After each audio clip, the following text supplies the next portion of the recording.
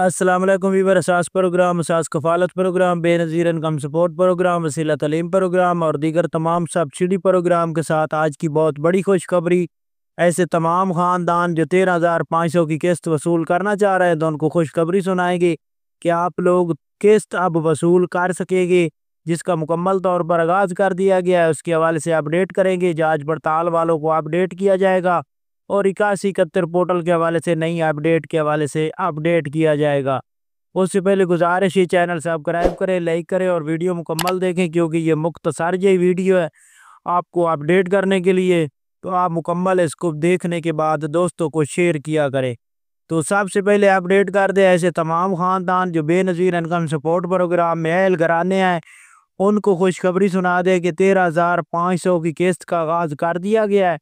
ये 13,500 की किस्त आप लोगों को उन ज़िला में जिसमें आप लोगों को अपडेट कर दें कि इससे पहले आपको अपडेट किया गया था 85 ज़िला के हवाले से, लेकिन कोशिशों की वजह से अब इस 40 ज़िला में किस्तें जारी कर दी गई हैं, जिसमें रावलपिंडी, सरगोदा, बक्कर और मुल्तान टोबा मुख्तलिफ इसके साथ दीगर भी शहर शामिल हैं।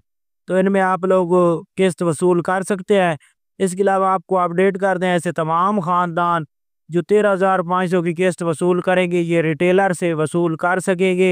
यानी कि अब आप लोगों को ये किस्त दुकान से नहीं कैंप से नहीं मिलेगी, दुकान से मिलेगी। नज़दीकी किसी भी अपनी डिवाइस दुकान से रकम वसूल कर सकते हैं।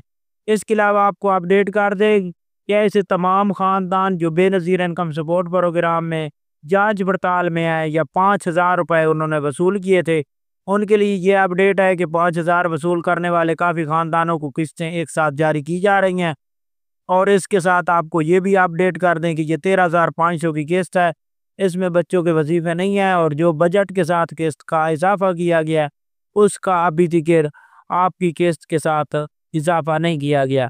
ऐसे तमाम ख़ानदान जो जांच पड़ताल में आए, अगर आप लोगों की किस्त आपको नहीं वसूल होती तो आप इंतज़ार कर लें, आपको अगली किस्त के साथ किस्त जारी कर दी जाएगी।